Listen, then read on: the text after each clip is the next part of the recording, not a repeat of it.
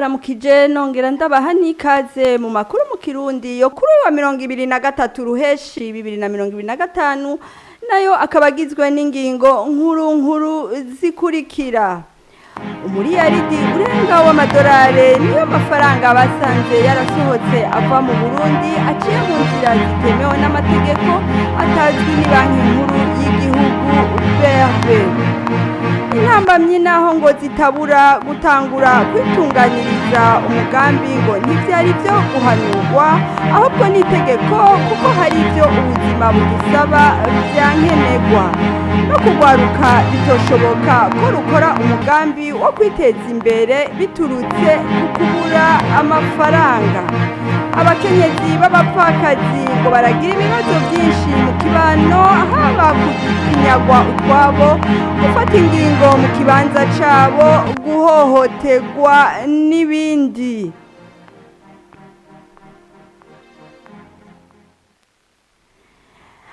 Apel Muhoza akaba ari wari mu buhinga bw'ivyuma nayo Fleury Bernice ahishakiye akaba ari je ngira ndabashikirize ano makuru. Nkuko nari mpejeje kubibashikiriza mu ngingo nkuru zano makuru, umuriyaridi urenga w'amadolari niyo mafaranga basanze yarasohotse ava mu Burundi aciye mu nzira zitemewe n'amategeko atazwi ni banki nkuru y'igihugu Mbere. Nivyashikirijwe n'umukuru w'igihugu Evariste Ndayishimiye mu gikorane c'amasengesho yo gushimira Imana ku myaka 5 iheze arongoye igihugu hari kuri uyu wa 20 Ruheshi 2025 ku mugwa mukuru wa politike Igitega. Tega yompi Evariste Ndayishimiye. Muri bukorahira na gatandikere bwaje nabira isi yarasamye irabamira bahambije baseku babona wiyumvire aho umuntu avuga ngo nduzo ngomba kugira industry oya iyi ni anakarayirikije amuvuga ko atamadegeza ari muri gihugu ni murabaho muca hose nk'amashantiye mubona inyubako amaferabe tabahe amakaravahe izo nzugi amabata bahe hose abaho mubona hose n'amashantiye gusa ayo madevize yabiguza bahe kwatayo tuzi Mbere ntizina abigize bazi cyo bazi igihe banyegeze inoti z'ibihumbi 5 byari babigiriye ubu kuko Imana nyene yacitwe akabanga nimugira tufasha iki kivugo ngo bafise ngo ubuzima burazinze ngo ibintu birazinze ni byari kuba iyo Imana itatubura kaja kabanga nibyo byari kuba hajya Mbere bari gusohora amahera ngagiye gusubira inoti z'ibihumbi 15 nawe agacara sohora agaca usiga ugiye gusoma ibiharage utwara umufuko w'amahera hajya icyo bashaka ababikoze kijya kivugo nico bari kuvuga Kuri shetani akoresha n'ikizamana ko bitabaye gusanga amahoro y'Uburundi akazuna bw'ubude n'akoheza umurindi n'amadolari akazuna bw'ubude ikoze n'agize amarayi none ko tuzi yuko idanoti z'amahera zitagenda mu Rwanda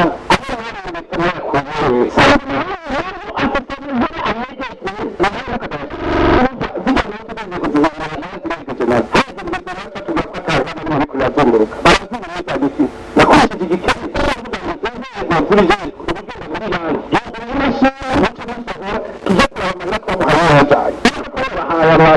turabe aho basohokaza ko tuyabuze mu mikrofinance tuyabuze mu mazi tuyabuze mu mabanki n'icyo turabe ubwo nyine turasanga bararekeje mu mabanki bivuga ku rwego rw'Imana ubundi buracahagaze rero buracahagaze ababigira no kwiyamvya gusa Imana yugaye ntawugurura yuguruye ntawugara icyo Imana yasezeraniye Burundi giteza kuba mwanka mwemera ubundi ikibazo cy'ubutunzi nicyo twapfuye n'indongozi kubera je ndwanya bakaboko nabo ari bakaboko none twokundana gute shetani bakundana n'Imana umusaza w'amasezerano hagati ya shetani n'Imana ni habasuma n'umukuru w'igihugu bazohuza azobajyana ico tugipfuye tukiri kandi ubu agenda abwiye tuje mu nzira shasha umukozi ntakore n'ari umushikiranganje ikora ngo naho intambamyi zitabura gutangura kwitunganiriza umugambi ngo ntivyari byo guhanurwa ahubwo ni itegeko kuko hari ivyo ubuzima budusaba vyankenegwa. Ivyo bishikirizwa na Francis Biringabirano umuyobozi mukuru w'ishirahamwe APE Burundi yari kuri mikro ya mugenzi wacu Nobel Nahayo. Tega yompi Francis Biringabirano arongoye ishirahamwe APE Burundi. gutangura muri ibi vya entrepreneuria si ibintu dukwiye guhanurwa, ni itegeko kubera kubaho ubuzima bagira ivyo bidusaba. Ubuzima rero ufise ivyo bidusaba nta na kimwe dukuramo kandi dutegerezwa kubironka. Bisigura yuko nimba ubuzima budusaba gufungura dutegerezwa kubironka, bukadusaba aho tuba dutegerezwa kubironka, bukadusaba aho ingene twivuza tugwaye tukivuza utegerezwa kwivuza. Ivyo rero ivyo mu gihe utari umwana uvuzwa na papa wawe cyangwa utari umwana uvuzwa n'undi muntu akugiriye akagongo, ni itegeko utegerezwa kwiha, ntegerezwa kugira ico nkoze. Maze kwiha iryo tegeko rero mu kugira ico ukoze ni nkuko hari igikoko kiko kirakwirika inyuma uhiga ingene ugihunga, inzara rero kirakwirika inyuma uhiga ingene uyihunga, amagara ingwara ziko zirakwirukako uhiga ingene bihunga, aho uba badugije inzu uhiga ingene utaba mwibarabara. Icyo bintu kubihunga rero bisigura ko hari inguvu z'umutima utegereza kugira. Nivyo hariho intambamye ziba zihari, mugabo umenye ngo ico ukeneye harundi agifise. Iyo ufise intege nke higa abandi bagutera intege, higa abandi bashitse aho onya ushitse, aho wifuza gushika. Ico nibaza kandi ndisi canke nemezwa nuko aho wifuza gushika harundi ahari kandi uramunsi. Kwa wifuza korora inkoko urazi uwundi yoroye inkoko, kwa wifuza korora ingurube urazi uwundi yoroye ingurube, kwa wifuza kuronka akazi urazi uwundi ari mu kazi, ukawifuza gukora ikindi kintu cyo cyose hari uwundi muntu uzi abirimo mugira umugenzi. Bisigura ngo utegerezwa kuraba abagenzi bawe yuko atari babandi bakeneye babikeneye cyangwa ari babandi bafise bya bindi ukeneye. Abajene benshi bafise abagenzi bakeneye bya bindi bakeneye, ariko ntibagifise abagenzi bafise bya bindi bakeneye. Ni nkuko wogira indimiro ukayima imbuto, yima imbuto ntuja kurondera ivyabo. Ariko jewe nimba ndimiro wowe ukaba ufise imbuto ukaja hamwe, ubundi umuntu azoza turabe mu ivyabo. Ako nimba wowe uri imbuto nanje nkaba ndi imbuto tukaja hamwe nta vyama tuzoronka. Nimba nkeneye amafaranga ukaba uyafise tukaja hamwe tuyagira twese, nimba nkeneye amafaranga ukaba utayafise tukaja hamwe turabakene twese. Nayo kugwaruka rurangije amashure rukiyumvira ko gukora umugambi wo kwiteza imbere bitoshoboka biturutse ku kubura amafaranga. Francis Beringabirano yemeza ko bishoboka, igisabwa kuri ugo gwaruka ngo nukubanza kwiyibagiza ayo mashure. Subira mu mutege yompi. Ntibisigura ko wize sante uzoshobora gukora muri sante nyene vya entrepreneuria. Washaka kwiga sante ukisangura umurimyi mworozi. Bisigura umunsi wa mbere uzovuga ko ushaka kwiga umurimyi n'ubworozi, uzokwibagira ko ufite diplome yo muri sante. Tangure muje mu burimyi, wiga inkoko ngene zibaho, wiga ibitegwa vya umuceri muzorimo umuceri n'muzorimo ibigori ngene bibaho. Uko uzogenda uratera imbere bizongana na resultat uzogira. Ugenda uratera imbere mu bumenyi bw'ibigori cyangwa mu bumenyi bw'inkoko bizoduza umwimbu ugira mu nkoko cyangwa umwimbu ugira mu bigo. Murumva yuko ibijyanye nuko kwimvira amafaranga banza wumve ko aho tubikura mu ubwo buzima tubamwo budusaba amafaranga mwe butatwereka hama rero umujene futa mu mutwe ko wize. Mara ufite gufuta mu mutwe ko wize uca utangura rero ukore uvuga ati ndatanguye ndabonye ibintu ntavyo nshoboye, genda rero wige rero kugira ushobore. Francis Beringabirano arongoye ishirahamwe APE Burundi. Abakenyezi b'abapfakazi ngo baragira ibibazo vyinshi mu kibano, haba kunyagutwabo, gufata ingingo mu kibanza cabo, guhohoterwa n'ibindi. Ivyo nibivugwa na Octavine Hakarutimana arongoye ishirahamwe ry'abapfakazi bazi ico bajejwe.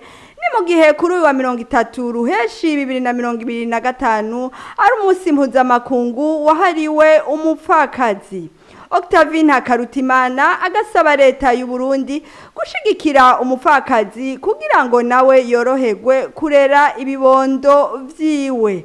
Tega yompi Octavine Hakarutimana arongoye ishirahamwe ry'abapfakazi bazi ico bajejwe. Hari kuri mikro y'abagenzi bacu bo kuri Bonesha FM. Mu Burundi abapfakazi bafise ibibazo bitandukanye, mbere novuga ko ari nk'ivyo n'abakera bari bafise. Umukenyezi yinjiye muri urwo rwego rw'abapfakazi aragira ikibazo c'ikibano, hari ikibazo c'ubukene, hari ikibazo c'ukunyagwa ivyiwe, hariho guhohoterwa nk'ico kijanye n'ikibano. Iyo umukenyezi abuze umugabo mu kibano usanga bamukorera inkono ishushe, bashaka gufata ingingo mu kibanza ciwe, bamufata nk'igicibwa. Ikijanye n'ubukene umugabo arashobora kuba yabeshaho umuryango burya atabukura mu bintu bigaragara ari uko yiruka gusa nta mazi apangishije nta matongo yimbuka bwabo agakoresha ingufu ziwe ndetse ugasanga umugore n'umwe ukabacunga ibijyanye no mu rugo umugabo nawe akiruka muri icyo gihe iyo umugabo atambutse umucance acatangura nawe kwiruka kandi atavyo yari yaramenyereye ugasanga ntibimworoheye na gatoya hariho abafatwa ku ngufu kuko babona kumenga barasuzuguritse ntawe ukibubahirije mbere akananyagwa ivyiwe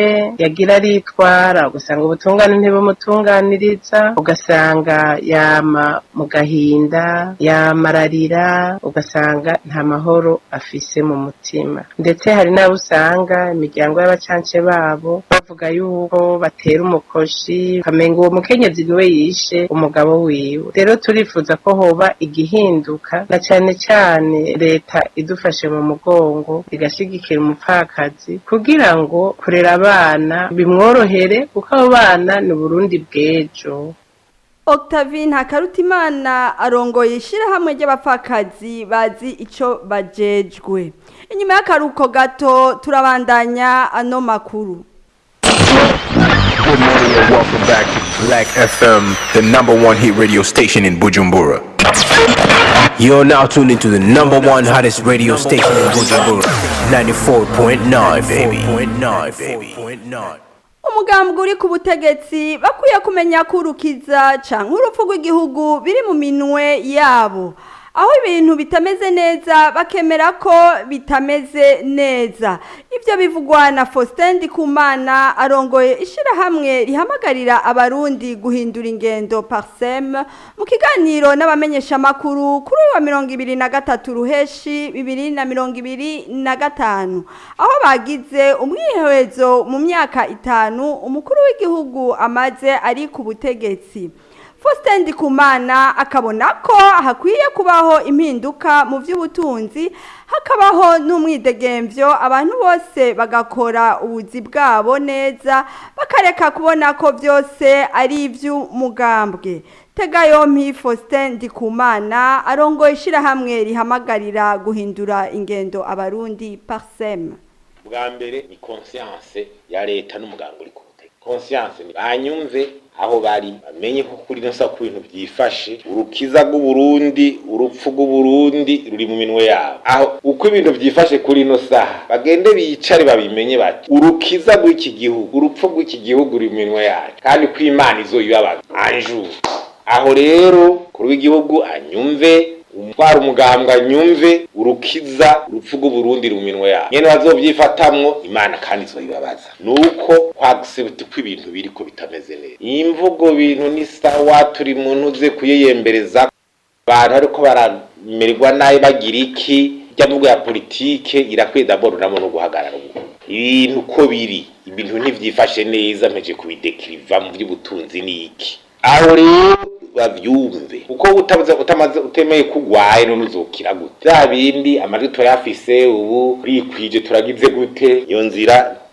kugira gatatu kumenya ko bo bonyene batarondeye ivyimiro vy'abandi andehoro di systeme nibishoboka bamenye ngo nagiye kwiyagurira mu rya mugabo wonyene ntibikunda cyo cya gatatu je ndababwiye cakane nukwemera ibintu bimwe bimwe yuko ari intambara ntugende kwiyumvira ngo za vision situation y'ibitoyi kimeze tureke kuruta ibibazo by'amadovize ngene ibintu byifashe muri guverinoma bikimeze uko ntiturote ngo vision oya tureke kurota ibyo ukunda hariho rero urgence ibibazo bita urgence izo pilier rero nizi ikurikira bice bigira pilier inkingi ya mbere reforme macroeconomique ico kirangora gusigura mu Kirundi mugabo mba ndakibona mu Kirundi kikangora no kuvuga amahinduka mu by'ingene ubutunzi bwifashe ibi by'amadovize ngene bikora amakora atozwa gute politique monétaire yo muri BRB imeze gute ivyo kenshi ni ibintu bivugwa mu bahinga mugabo umuntu aca byumva. Faustin Ndikumana arongoye ishirahamwe rihamagarira abarundi guhindura ingendo Parsem. Abarimyi bikawa muri komine Butezi intara ya Ruyigi basaba kuronswa aho bashorera hafi kuko iki gihe bagenda amasaha arenga 5 kugira bashike kuri izine ku mubuga Igitega aho bashorera. muri odeka bamenyesha ko ico kibazo bakizi kandi ko mwishora rikurikira kizoba catorewe inyishu. Ni nkuru ya mugenzi wacu Emeline Nibaruta.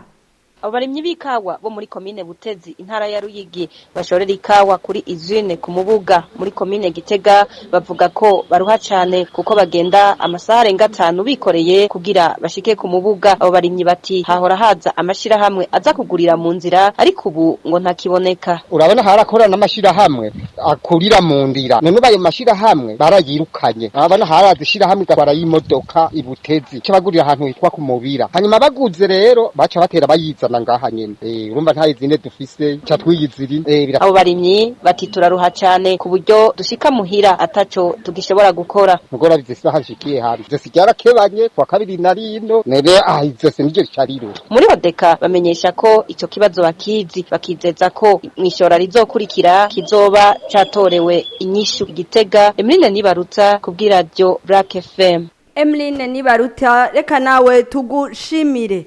Akabari no kuri no nkuru dusozere ko ano makuru yacu.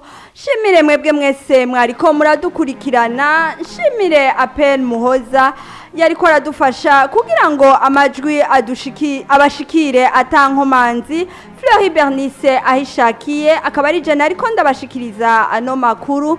Ndabasezere ndabifuriza kugira ibihe vyiza.